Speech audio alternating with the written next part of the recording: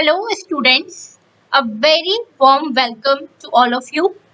Last lecture में हमने section 103 discuss किया था कि संपत्ति की प्राइवेट प्रतिरक्षा के अधिकार के प्रयोग में कब हमला करने वाले की मृत्यु भी कारित की जा सकती है। आज हम सेक्शन 104 से लेकर 106 तक डिस्कस करेंगे और इसी के साथ ही हमारा प्राइवेट डिफेंस का जो टॉपिक काफी लेक्चर से चल रहा था वो भी कंप्लीट हो जाएगा।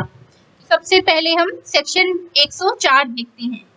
सेक्शन 104 बताती है कि संपत्ति की प्राइवेट प्रतिरक्षा के अधिकार के प्रयोग में कब दोषकर्ता की मृत्यु से भिन्न कोई अन्य क्षति कारित की जा सकती है। सेक्शन 104 के अनुसार यदि वह अपराध जिसके किए जाने या किए जाने का प्रयत्न किए जाने से प्राइवेट प्रतिरक्षा के अधिकार के प्रयोग का अवसर आता है, ऐसी चोरी, रिश्ती या आपराधिक अत्याचार है जो कि सेक्शन 103 में प्रगणित भातियों में से किसी भी भांति का नहीं है।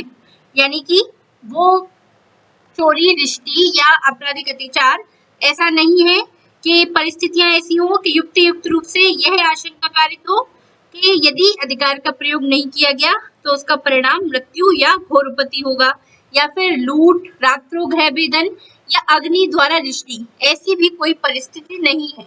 यानी ये जो परिस्थितियां मैंने बताई जो 103 में दी गई हैं, उनके अलावा कोई अन्य चोरी, रिश्ती या आपराधिक अत्याचार है तो उस प्राइवेट प्रतिरक्षा के अधिकार का विस्तार स्वेच्छया मृत्यु कारित करने तक नहीं होता, परंतु उसका विस्तार सेक्शन 99 में दी गई रेस्ट्रिक्शंस के अधीन दोषकर्ता की मृत्यु से भिन्न कोई अपहानि स्वेच्छया कारित करने तक का होता है।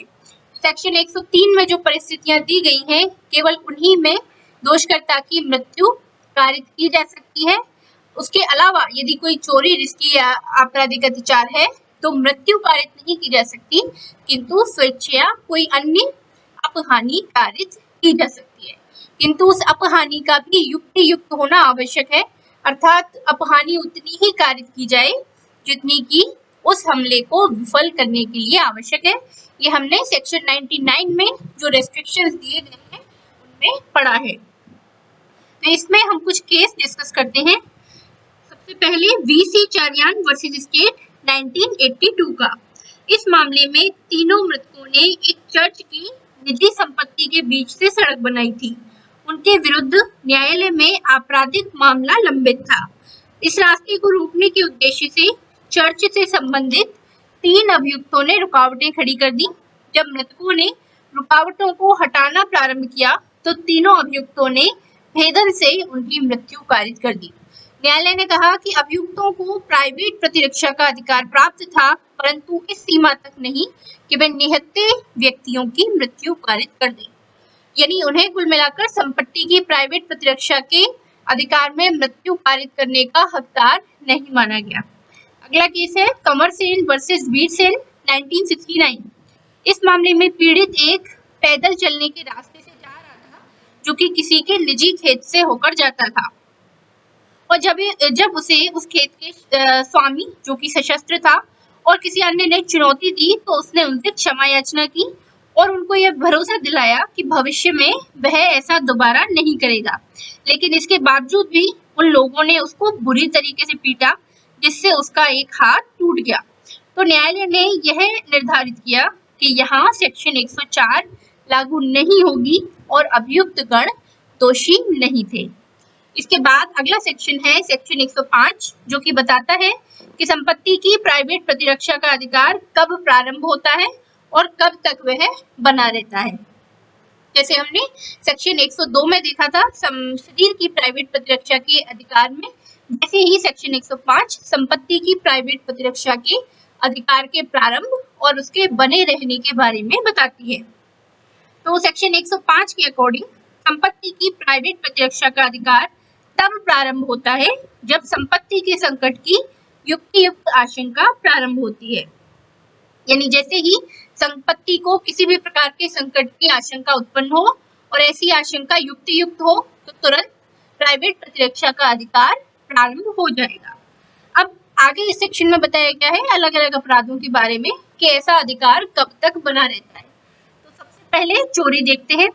संपत्ति की प्राइवेट प्रतिरक्षा का अधिकार चोरी के विरुद्ध अपराधी के संपत्ति सहित पहुंच से बाहर हो जाने तक, या लोक प्राधिकारियों की सहायता प्राप्त कर लेने तक, या संपत्ति के प्रत्युद्धृत हो जाने तक बना रहता है। इनमें से जो भी पहले हो, या तो अपराधी संपत्ति सहित पहुंच से बाहर हो जाए, या व्यक्ति को अथॉरिटीज की सहायता मिल जाए, या उसकी संपत्ति मिल जाए। इनमें से किसी भी स्थिति तक वह अधिकार बना रहता है। लूट के विरुद्ध तब तक बना रहता है जब तक कि अपराधी किसी व्यक्ति की मृत्यु, उपहति या सदोष अवरोध कारित करता रहता है, या मृत्यु, उपहति या सदोष अवरोध कारित करने का प्रयत्न करता रहता है, या अथवा जब तक तत्काल मृत्यु, तत्काल उपहति या तत्काल वैयक्तिक अवरोध का भय बना रहता है। अगला है आपराधिक अत्याचार या रिश्ती के विरुद्ध प्राइवेट प्रतिरक्षा का अधिकार तब तक बना रहता है जब तक कि अपराधी आपराधिक अत्याचार या रिश्ती करता रहता है।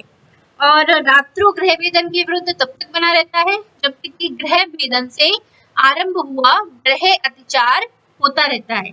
तो जब आपराधिक अत्याचार किसी घर में किया जाए तो उसको गृह अत्याचार कहते हैं।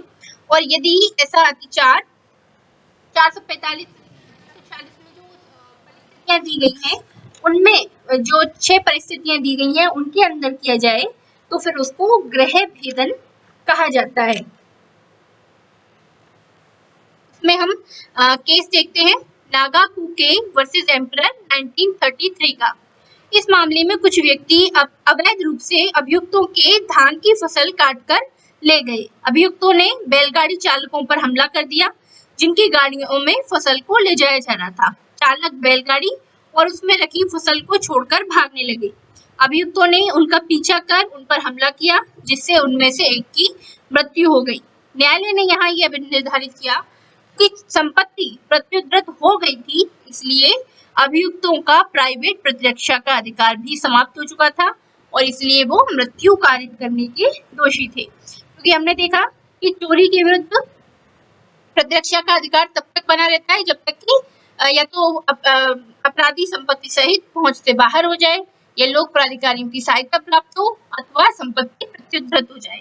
क्योंकि यहाँ पर जो बैलगाड़ी चालक था वो फसल को छोड़कर भाग गया था और संपत्ति वापस मिल चुकी थी, तो संपत्ति वापस मिलने के साथ ही प्रतिरक्षा का अधिकार भी समाप्त हो चुका था और इसलिए उसके बाद जो भी अपहानि कारित की गई वह प्राइवेट प्रतिरक्षा के अंतर्गत की गई नहीं मानी जाएगी और व्यक्ति अपराध का दोषी माना जाएगा। अगला मामला है हुकुम सिंह वर्सेस स्टेट। इस मामले में अभियुक्त गन्ने से लदी अपनी 2 बैलगाड़ी एक व्यक्ति के खेत से होकर जिस पर फसल खड़ी हुई थी ले जा रही थी। तो न्यायालय ने कहा कि आपराधिक अत्याचार कारित करते रहने तक उनको प्राइवेट प्रतिरक्षा का अधिकार था। लास्ट सेक्शन है सेक्शन 106 जो कि शरीर की प्राइवेट प्रतिरक्षा और संपत्ति की प्राइवेट प्रतिरक्षा दोनों के ही अधिकार के लिए कॉमन है। सेक्शन 106 कहती है कि जिस हमले से मृत्यु की आशंका युक्त रूप से कारित होती है उसके विरुद्ध प्राइवेट प्रतिरक्षा के अधिकार का प्रयोग करने में यदि प्रतिरक्षक ऐसी स्थिति में है कि निर्दोष व्यक्ति की अपहानि की जोखिम के बिना वह उस अधिकार का प्रयोग कार्य साधक रूप से ना कर सकता हो तो उसके प्राइवेट प्रतिरक्षा के अधिकार का विस्तार वह जोखिम उठाने तक का होता है। इसका मतलब यह है कि प्राइवेट प्रतिरक्षा का प्रयोग करने का संबंधित व्यक्ति को अधिकार है और वह ऐसी परिस्थिति में है कि यदि वह अपने अधिकार का प्रयोग करेगा तो हो सकता है कि किसी तीसरे व्यक्ति को जो कि निर्दोष है उसको क्षति वह पहुंचा दे, तो उसके अधिकार का विस्तार उस क्षति पहुंचाने की जोखिम उठाने तक हो जाता है। अगर वह अपने अधिकार का प्रयोग करने में किसी ऐसे व्यक्ति को क्षति पहुंचा भी देता है तो उसके लिए वह किसी अपराध का दोषी नहीं माना जाएगा। तो आज का हमारा ये जो प्राइवेट डिफेंस का ये जो टॉपिक है पूरा होता है। अगले लेक्चर में हम दुष्प्रेरण डिस्कस करेंगे। Thank you.